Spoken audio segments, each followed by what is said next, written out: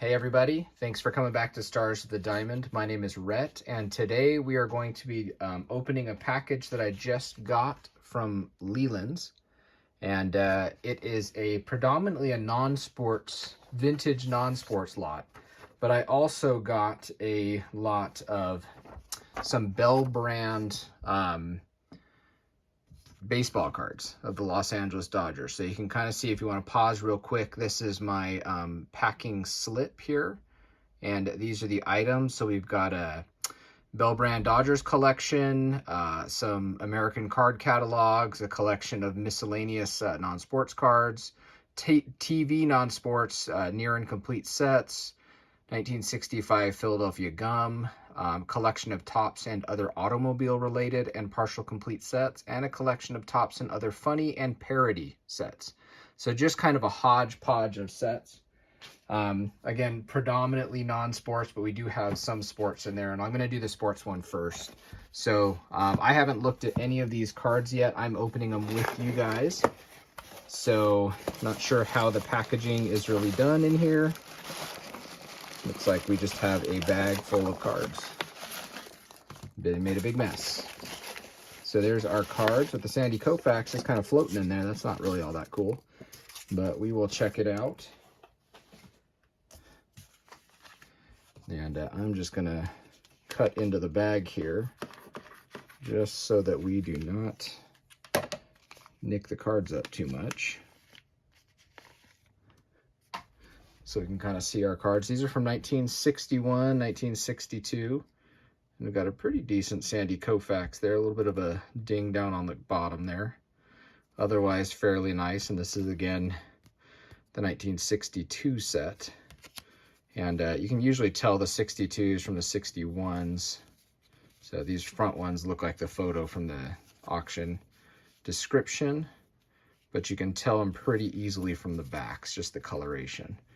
Now 1961s have this darker back because they were in direct contact, because Bell brand was a potato chips. It was a brand of potato chips in California. And so 1961s were in direct contact with potato chips, so you get a lot more staining. And then in 1962, they kind of switched to a different, more glossy style print on the back. It just doesn't collect the stain like the 1961s did. So we'll look at these. We've got 61s here and then 62s here. In my experience, 62s are actually a little bit tougher to find, but they tend to be in better shape when you do find them. So here's that Sandy Koufax again, a little bit of a ding down on the bottom. But overall, centering's a little off, but not a bad Sandy Koufax card. We got Duke Snyder here. That's decent Duke Snyder. Walter Alston, you can kind of see, still has some staining on it. Don Drysdale, little dings on the corner, but overall nice card. Tommy Davis, Willie Davis, Ron Fairley, Jim Gilliam, Frank Howard, Wally Moon, really off-center Johnny Padres, Ron Peranowski, Ed Roebuck with some stains, Norm Sherry, Johnny Roseborough, Larry Sherry with a pretty good corn chip stain or something, Darrell Spencer, Lee Walls, Stan Williams, pretty rough shape on that one, Maury Wills, one of the better guys in that set, and Tommy Davis. So those are our 1962s. So I'm going to leave those up here. And then our 1961s, we've got Don Demeter, Jim Gilliam, Norm Larker. Overall, these ones are actually probably in nicer shape than the 62s. Johnny Padres, Larry Sherry, Wally Moon, Maury Wills, and that is 1961 here for Wills. Roger Craig has some scratches on it. It's not super nice. Walter Alston. Then there's our Sandy Koufax with a little grease stain on the top corner. Otherwise a pretty nice card. And actually a pretty nice, actually it's got a little wrinkle on the back right down in that corner. Otherwise a really nice card. But yeah, overall, I didn't have a lot of the Bell brand cards. I just never got a collection to really get a good start on them. So, yeah, anyways, that's a pretty nice little collection there. We'll leave Sandy Koufax on the top over here, and our Sandy Koufax on the top over here as well. So we'll leave the baseball cards kind of up there on top. That's the only baseball cards in this collection. The rest will be mostly non-sports here. This might be a little bit of a longer video, as most of my videos are. And so we'll just kind of get right into it. Some of these, again, were just things to fill in holes in my collection. Also, just things that I thought were cool, and the price was right. So this is 2, I believe, complete sets of Philadelphia Gum War Bulletin, I believe. Yeah, War Bulletin cards. Should be 2 complete sets. Seemed like one was supposed to be in, you know, like a X-Mint condition or thereabouts, and the other one was a little bit lesser. You got some natural kind of bow to the cards. That's pretty typical if you ever find cards in like a vending, you know, situation or something like that. They tend to have a little bit of bow to them. But our better cards are in here. And obviously, I kind of hate to almost show cards of Nazis and Hitlers, but, you know, that's what this particular set is, you know, featuring. But overall, really nice cards, actually. Condition of these is great. And I had a set of these, but these ones seemed much nicer. And for 2 complete sets, the price point was just great. And the key card in this set is actually the checklist, and you can kind of see this one is actually super duper nice. It's actually centered pretty decent too. Back centered slightly off to one side, a little wear to the corner, but not too bad. Should get an X or better. Other one's got a pretty good ding down there, a little bit of a wrinkle going across it. So yeah, that one's more of a VGX type condition card. But that is definitely an upgrade for me. I'm going to slide those checklists in some penny sleeves here, just to maintain the condition here. But overall, kind of a set I almost hate to show because of the subject matter. But World War II did happen. So we'll kind of put those off to the side, but 2 pretty good. It looks like the condition's pretty consistent throughout, pretty similar to those checklist cards. So overall, pretty happy with those. I think the price was about $100 a set or something along those lines. So can't be too upset about that. All right, next little lot here.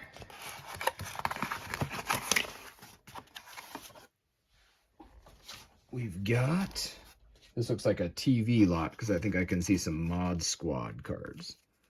So we've got Topps Robin Hood series. Pretty decent cards. They're supposed to be, I think, a complete set of those. And Combat Series 2. And what actually intrigued me about this is I have this set. But this set was made by Donruss in 1964. But if they have the little stamped printed in the USA on the back, that actually means that this was essentially the Canadian equivalent of that card. So I don't have that set with those stamps. So if you see those, that's not somebody defacing the card. That was actually just because it was printed in the US and distributed in Canada, they had to stamp the cards. So they came out of the packs in Canada that way. And we've got Mod Squad, which is a really condition-sensitive set. And just screams late 1960s. So 1968, Spelling Productions. But yeah, really nice. That's actually going to upgrade my set of those quite well. And then this is KC Kildare set. And I think there's a near set of those. Let's kind of see. Here's our Mod Squad. That's a sweet afro. Hippie Cop. This Peggy Lipton.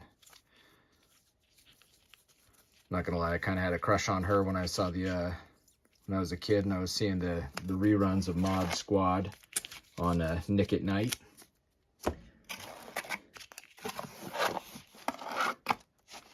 Just gonna take all these cards out, throw the box down here. So this is our Casey and Kildare. Well, Doctors Casey and Kildare. Near set here. So pretty nice cards overall. I mean, obviously some slightly lesser condition cards here. Some centering issues on some of those. But overall, pretty decent. So we're going to end up with quite a few cards here, so I don't want to take up too much space. But I think out of all of these, the Robin Hood has the most value. Now here's our Combat, and I was really hoping that the whole set would have those printed in the USA on the back. I'm hoping so. Let's check it out. Yeah, it looks like, yep, it is. That's what I was really hoping for. So again, though, that's as those were printed, and I only had a few examples of those with that. So I'm super jazzed. They seem pretty clean too. Yeah, no, super excited about those, because that is a set that I had kind of thought about working on, but had never really gotten there. And then here is our Robin Hood, either complete or near complete set.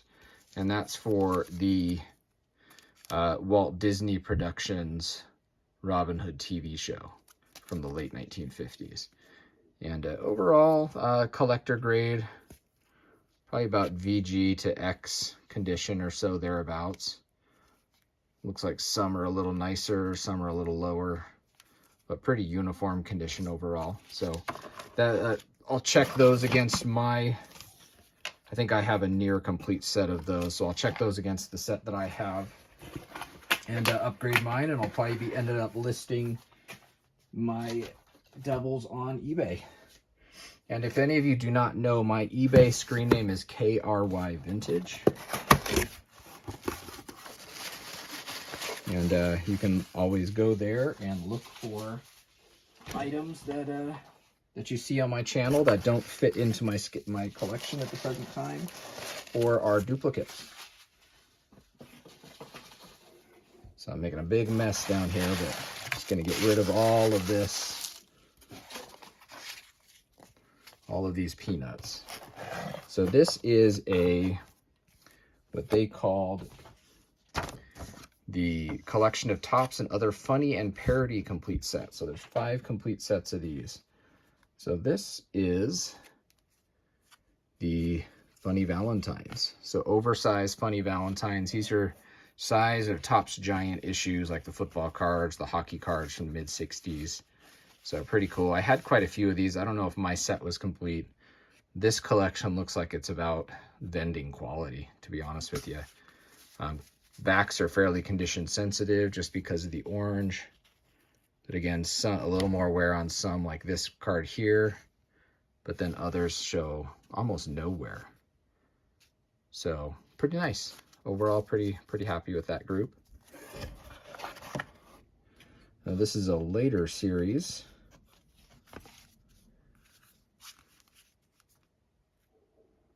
Of Valentine postcards. So these are more late 60s, early 70s. I'm a groovy chick. You're really something to crow about. You're dynamite. So these are pretty cool. I like the artwork on these, actually. They're pretty interesting. You're really a peach. I'm a far out cat, so I mean, you definitely some hippie vibes going on here. But again, overall quality is really nice. So yeah, kind of vending quality it looks like. Uniform, you know, kind of look throughout for the cards themselves. And that's what we're kind of looking for. Now this is I think a Mutascope issue. And it's a comic series from the mid-40s. So arcade cards. So just like, yeah. So a Mutoscope card. So Mutoscope was the big competitor to the Exhibit Supply Company. And they made these cards to be issued in vending machines where you could put in a penny and out would slide a card. So then we've got quite a few of these Valentines. And I think we've got a couple sets of those. And again, this lot, not necessarily my favorite subject matter in the entire world, but you're like sugar candy. Sticky and gooey. Nice. Yeah, again, not my favorite subject matter really, but the price was pretty right on this group of cards, so couldn't pass that up. I can upgrade the cards that I own. This lot is collection of Tops and Other. That's very specific. Okay, so this is our automobiles.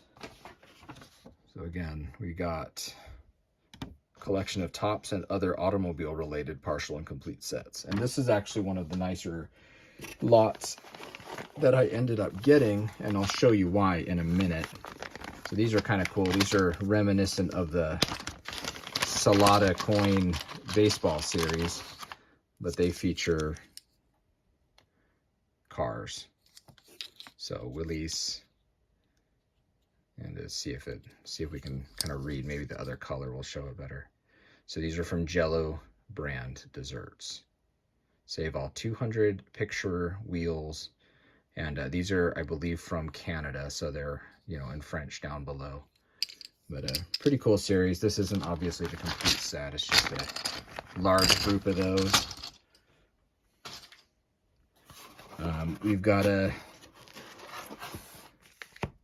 complete set of the 1964, I believe, Hot Tops Hot Rods, which are, it's one of my favorite sets.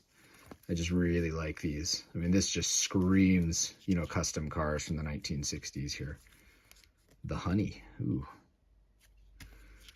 Little Coffin, Texas Terror, T-Bird. Some of these you'll recognize as actually from like the early Hot Wheels.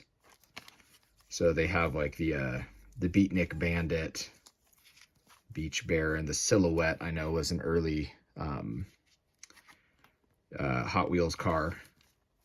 So just a cool series. Always been a really, really popular one. Actually have this whole set, I believe. So this will be an extra. And these cards, again, other than centering issues, these are pretty nice. Yeah, and this whole set is pretty consistently off center to the left. Got some cards that are a little bit nicer. That one's off center to the top. But centering was not in mind when they put this particular set together. But the cards they did, yeah, these are mostly off center to that left side. That is okay. Then we've got a sweet Evel Knievel complete set. And this, with these blue borders, this is not a set you see as much as some of the other sets from this same vintage. So, and then with these blue borders, they tend to be fairly condition sensitive, and these cards are pretty darn clean. So, I mean, that's about as nice of that card as you'll ever find. But featuring America's favorite Daredevil here, Evel Knievel. I'm trying not to get so much glare, but it's kind of hard to do that with all these penny sleeves. So those are nice. And I believe this is a kind of a collector's issue of about 200 cards or so. Yeah, just called Famous Cars. And I believe this was just one of those sets that you just ordered the complete set. And there's like 300 cards, but pretty fun little set of cards. Kind of into them. Nothing too fancy.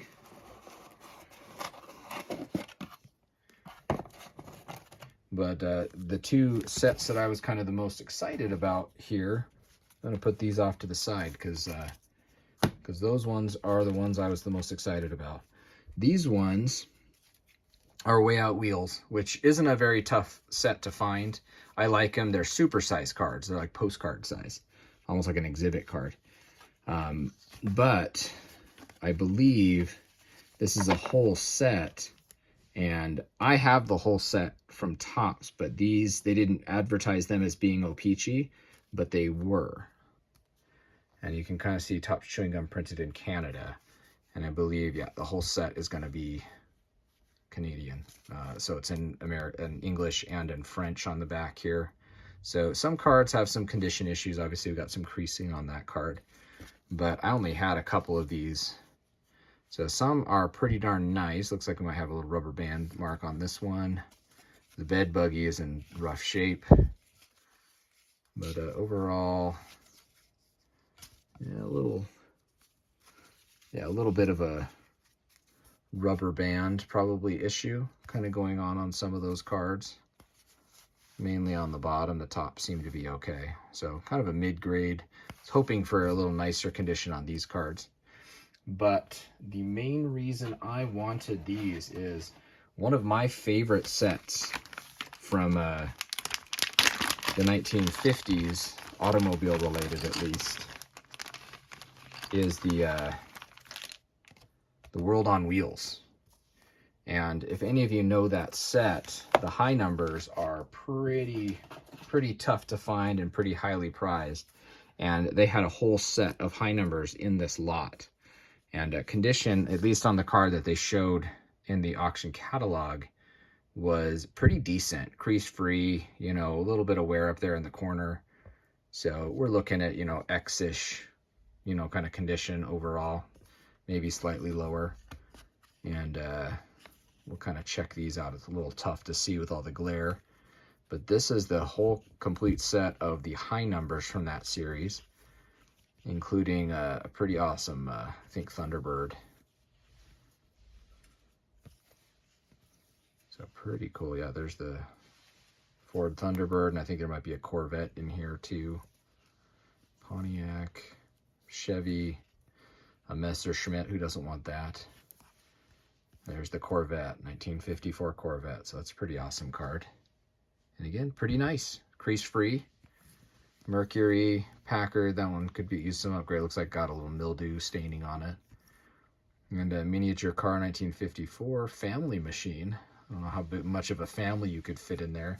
But these cards, there's a series that could be found in either blue or red on the back, and I don't really know what color we got. So I'm assuming it's blue, and that's what they mostly are.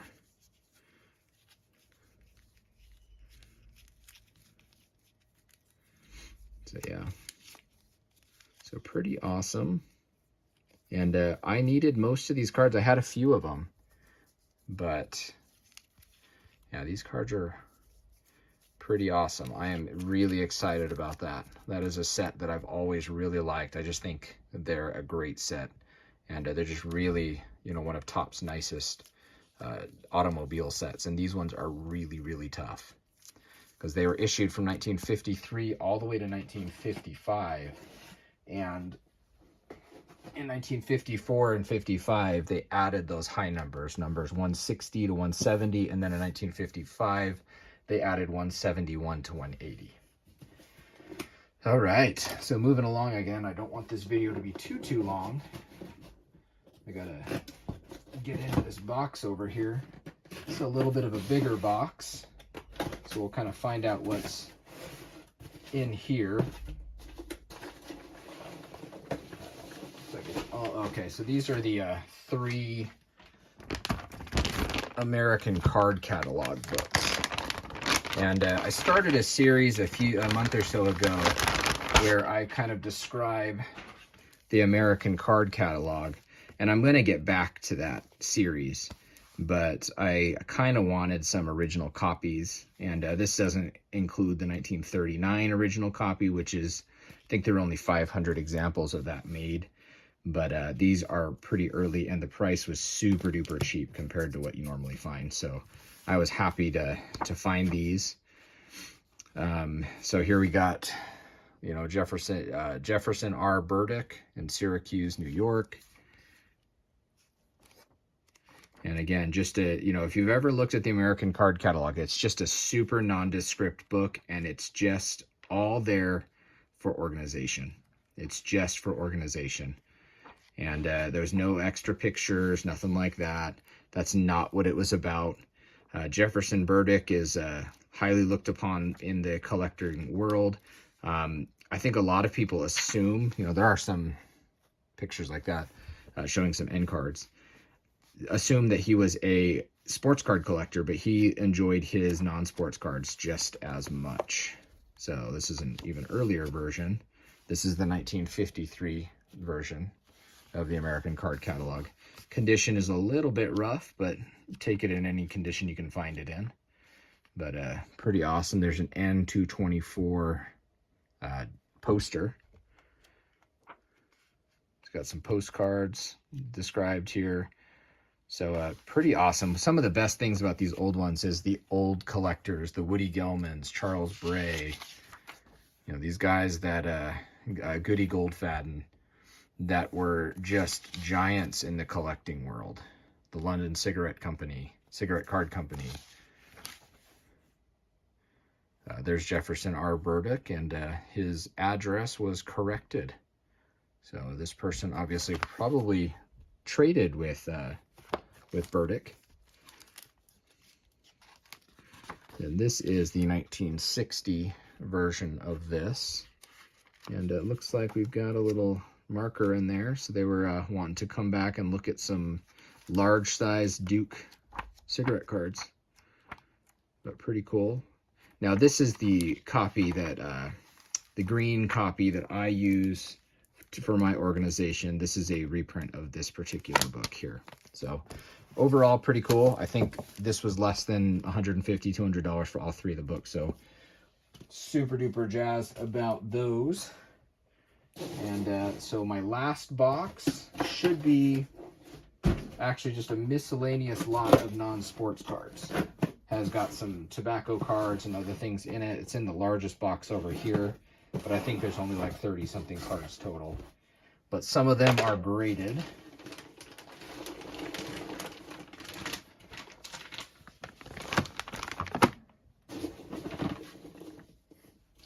These packing peanuts are just all over the place. And there were a few cards in particular in this lot that I was more excited about than others. And it ended up being about, I think, 10 bucks a card, thereabouts, for this particular lot. So some of them I don't have any need for. I don't have any need for a N75 with scratches all over the front of the SGC holder, and graded a 2.5. Probably undergraded a little bit, but it's got a little paper loss on the back. But overall, pretty clean card. I'll probably bust that out and compare it to the ones that I have, like 3. Here's the N85 Duke Cigarettes mail cards. Now these ones are pretty cool because there's actually a real stamp glued to the front of that. And sometimes you'll actually find these with no stamp on the front, and they had been soaked so that the original stamp collector could get that off and put it in their stamp album. That's one of the cards I kind of liked. Again, I have no use for a N75 graded A1. It's a nice looking one, but not really my thing. And so here is a strip card of George Washington and a Kinney Brothers Gemstones of the World of the Black Pearl. Actually a pretty nice card for a 1.0. It's got a little tiny spot of paper loss on the front, which accounts for the grade, but about as nice a looking a 1.5 as you'll ever find. So that card, I already have that set, so I'm sure that card will probably just end up on eBay. And again, KRY Vintage is my eBay if you ever wanted to pick something up there. Kinney Surf Beauties. It's actually one of the tougher Kinney issues, one of the more popular ones. And that's Calais, France. Gladiola, graded a 2. Kinney National Dances. And another National Dance. So nothing too exciting there. We'll kind of bust and get these out.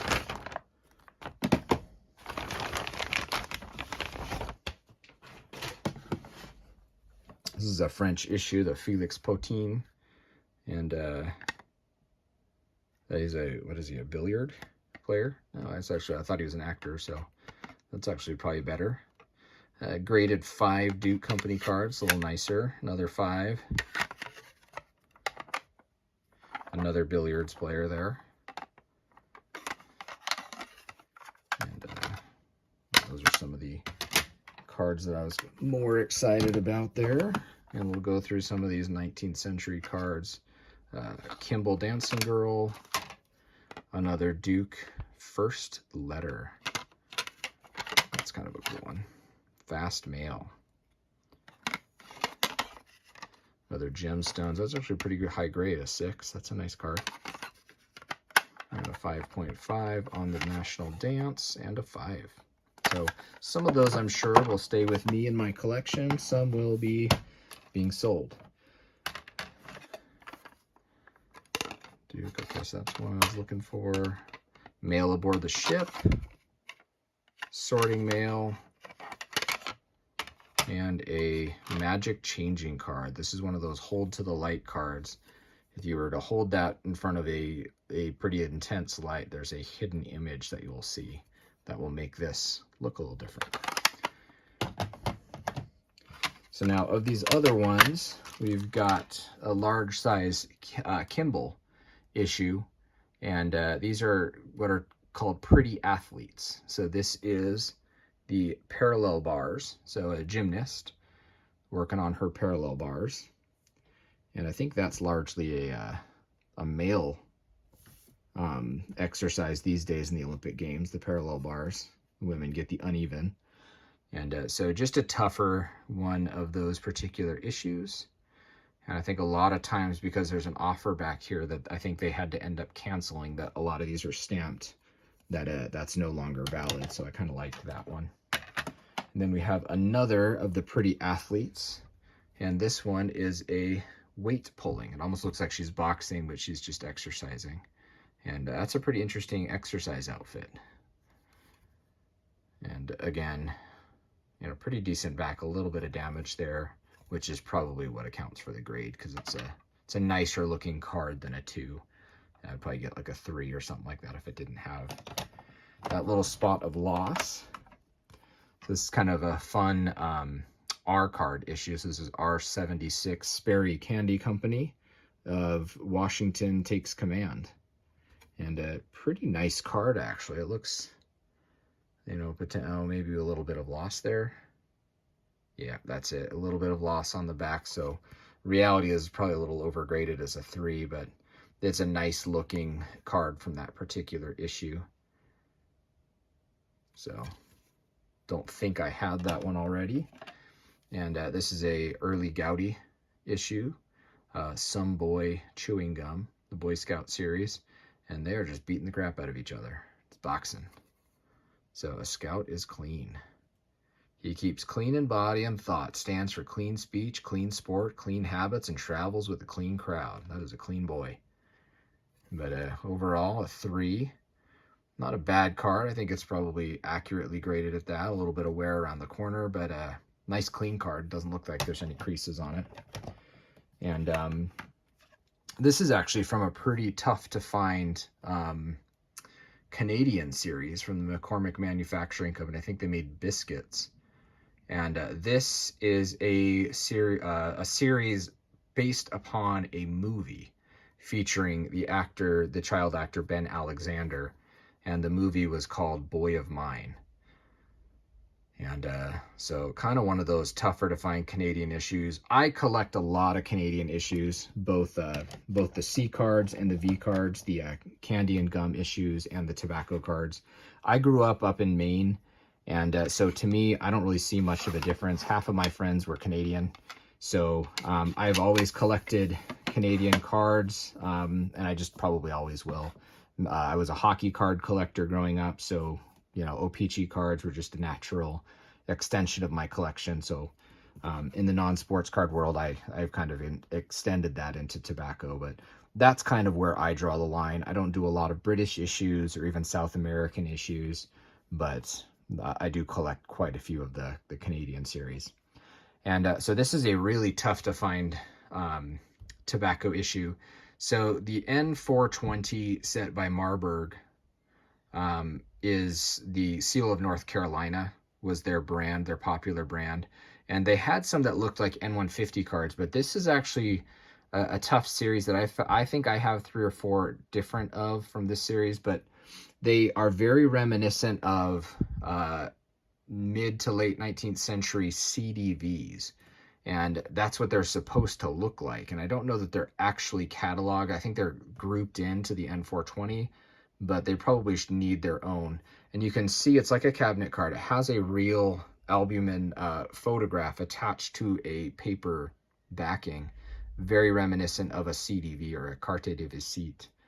And so on the back, it'll be Seal of North Carolina cut plug tobacco, Marburg Brothers, Baltimore, USA. So again, kind of an uncatalogued issue, not an issue that a lot of people know about. I think most people collect it as just an extension of N420, but one that I think could potentially have some pretty good value in the future if people realize these are very, very different than like your N150, like honest long cut cards that are just, the black borders and everything like that.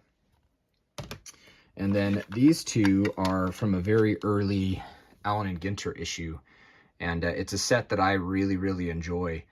And it's one of their first ever issues. So these date, I think, to around 1881 to 1883. So they predate most of the tobacco card issues from the late 1880s. So the tobacco card craze really, really took over in about 1886, 1887, until, Duke kind of formed their monopoly in 1890. So that was sort of the heyday of the 19th century issue.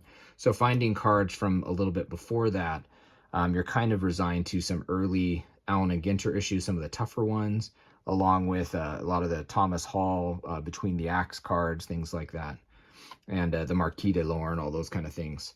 And I'll probably make a new video at some point kind of talking about those early issues, because I think they're really, really undervalued and underappreciated. But these cards here, as you can kind of see, were issued by Allen and Ginter with their Our Little Beauties cigarettes. And these predate, the N2, most of the Allen and Ginter issues by several years. And these are also real photos attached to a gilt gold background. And there's a couple different styles. This is probably the least popular style, but these are clean examples of them. And I think we've got who here? Mary Anderson and I can't see who that last person is. Adelaide Nielsen. Okay, so we got 2 different cards. I guess they're on the slip too. Could have looked up there. But there's also a second version of this with Our Little Beauties on the little label on the bottom. These never had that. These aren't trimmed.